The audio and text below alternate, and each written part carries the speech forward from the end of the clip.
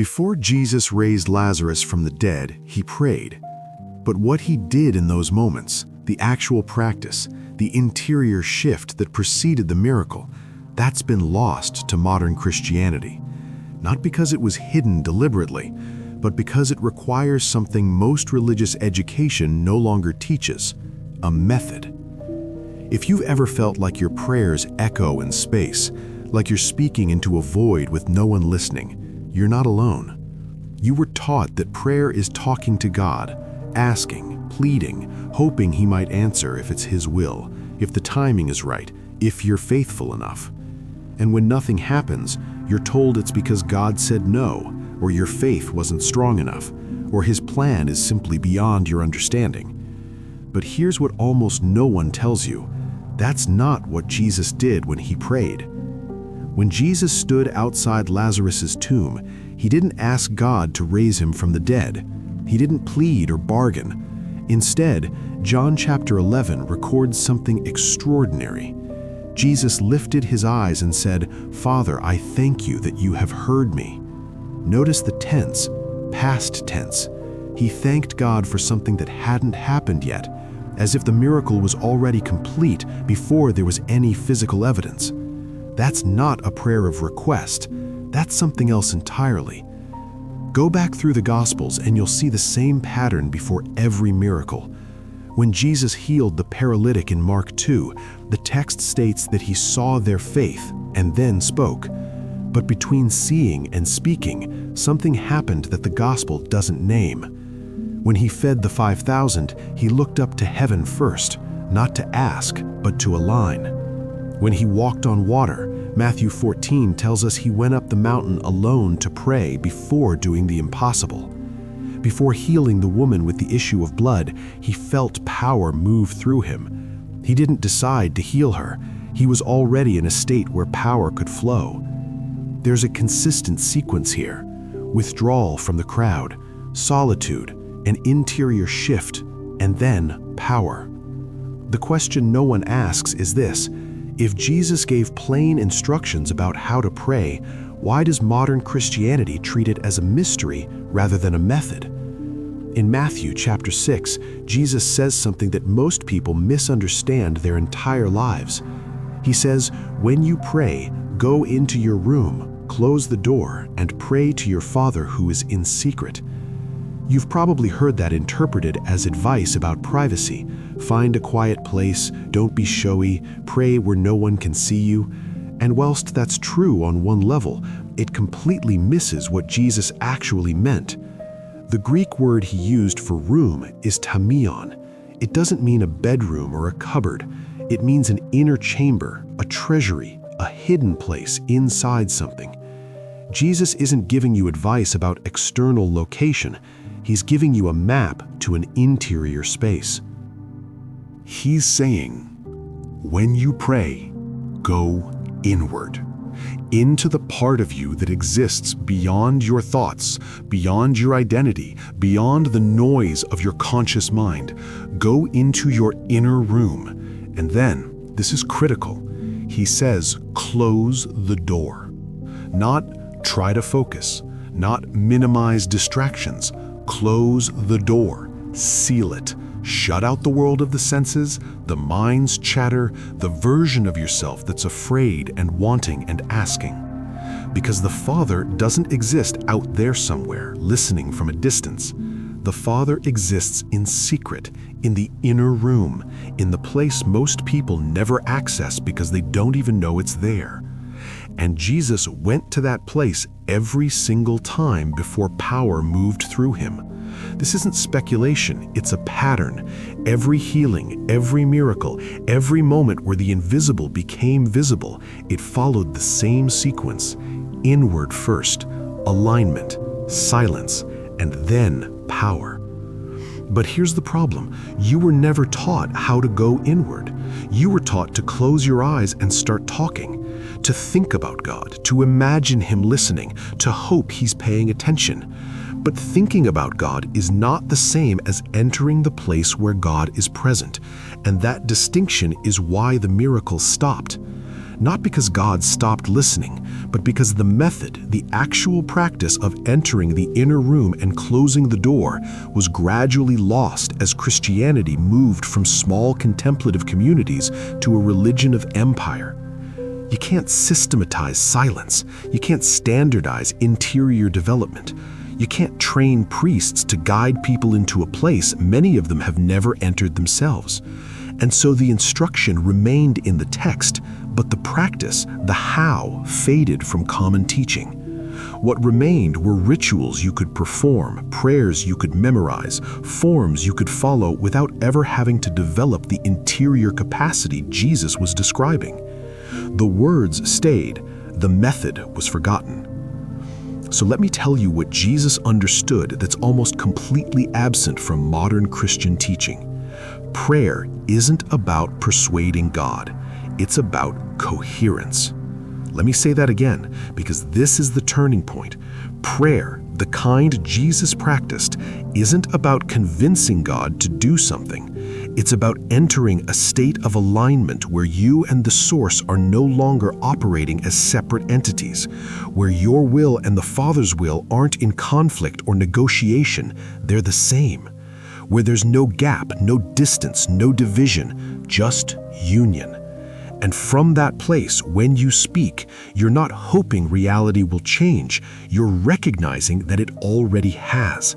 That's why Jesus spoke in the past tense at Lazarus' tomb. That's why he thanked the Father before the miracle appeared.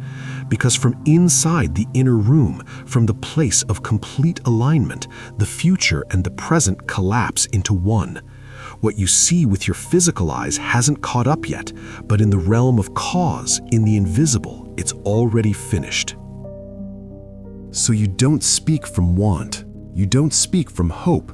You don't speak from the anxiety of asking. You speak from agreement, from alignment, from the place where the Father's will and your will are no longer divided. Listen to how Jesus himself described it in John 14:10. He said, "The words that I say to you, I do not speak on my own authority, but the Father who dwells in me does his works." He's not taking credit. He's not claiming personal power. He's saying, I'm not doing this. The Father is doing it through me. But notice, he doesn't say the Father is doing it for him or to him. He says through him. Jesus became the vessel, the doorway, the place where heaven and earth met. And he did that by entering the inner room and closing the door to everything that wasn't God. But only from that place. If you try to speak from your personality, from your ego, from your separated mind, nothing happens. Because you're not aligned. You're still outside the door, still operating from the place of lack and need. And the outer world doesn't respond to separation. It responds to source. And you only access source when you go where Jesus went, inward, behind the door, into the silence that exists before thought, before identity, before the noise of your own wanting. This is why he spent 40 days in the wilderness before his ministry began. This is why he went up the mountain to pray before choosing the 12 disciples. This is why he withdrew to solitary places again and again, even when crowds were pressing in, desperate for his attention. He wasn't recharging. He wasn't resting. He was realigning. He was returning to the inner room, closing the door and remembering who he was beyond the human personality. And every time he did, he came back with power. Now, here's what I'm going to give you. Not the complete method, because the inner room only opens for those willing to stay at the threshold, but the entry point, the foundation that makes everything else possible. If you want to go where Jesus went, you have to stop doing what you've been doing. Stop talking to God in your head. Stop asking. Stop wanting. Stop imagining him somewhere out there, listening from a distance. Instead, do this. Sit somewhere you won't be disturbed. Be still. Close your eyes. And instead of starting to pray, instead of launching into words, just breathe. Not special breathing, not a technique. Just notice your breath. Feel it move in, feel it move out, and with each exhale, consciously let go of one layer of noise. Let go of the thoughts about what you need to do later. Let go of the conversation you had earlier. Let go of the version of you that's worried about tomorrow or replaying yesterday. Just breathe.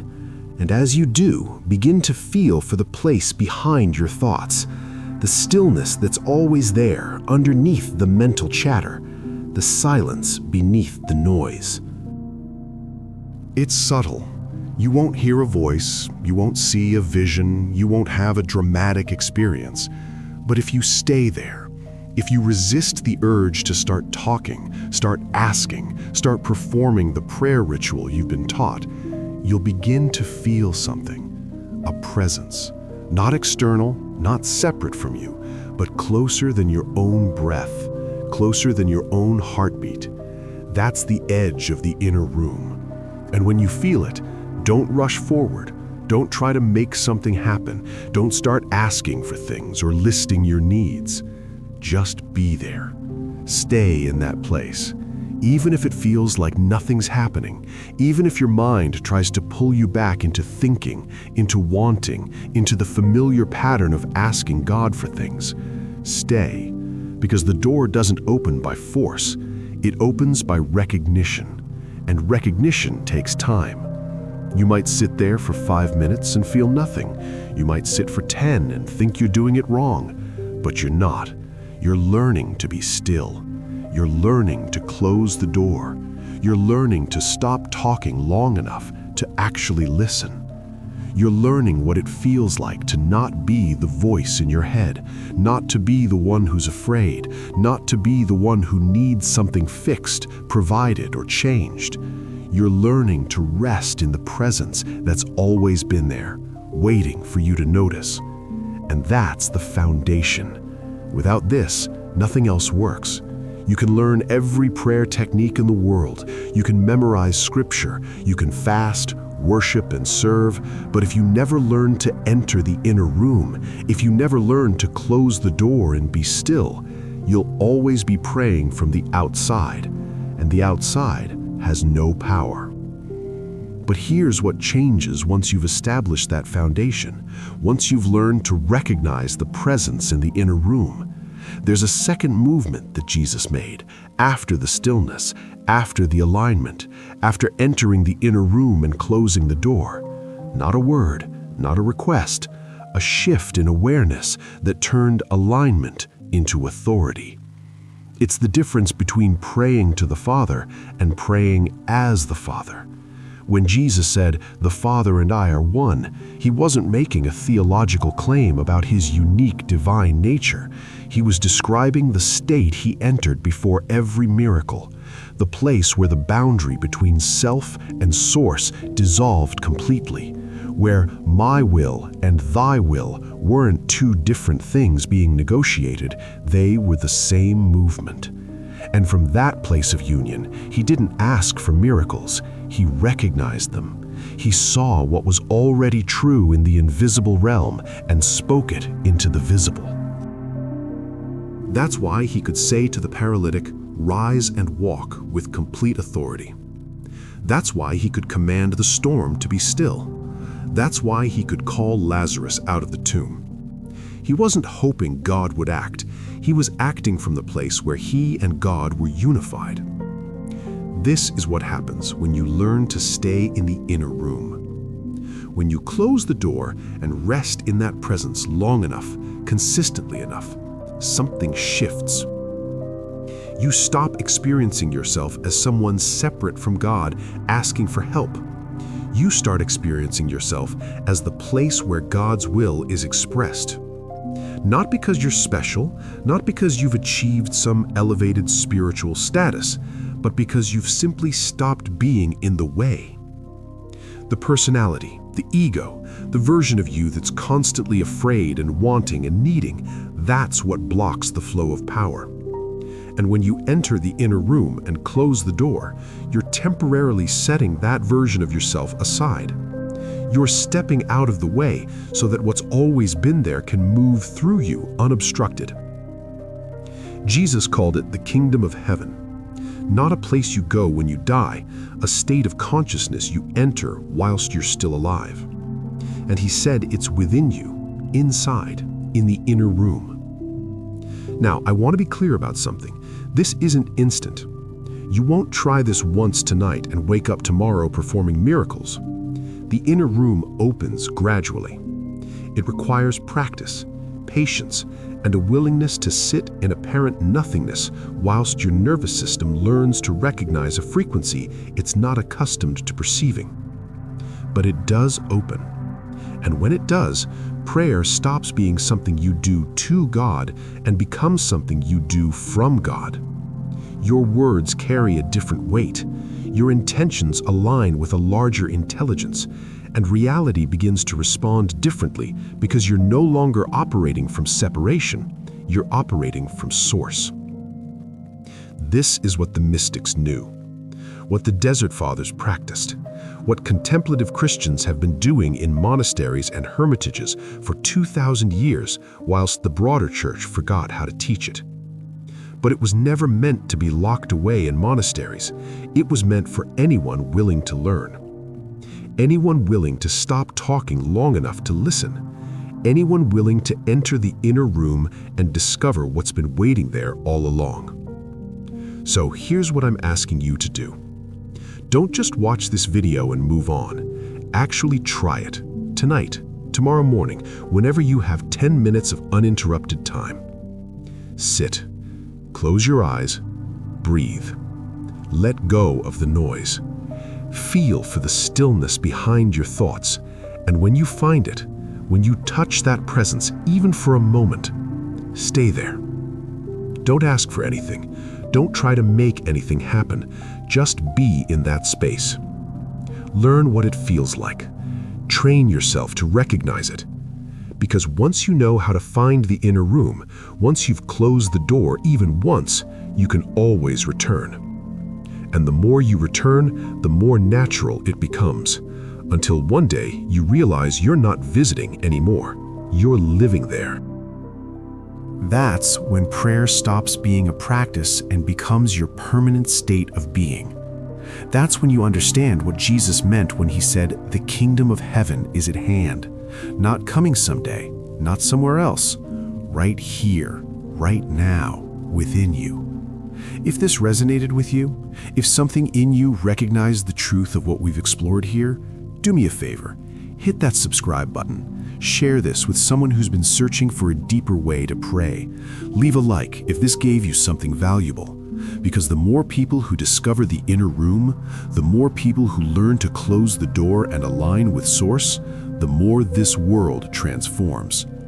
Now go, be still, and discover what's been waiting for you in the silence.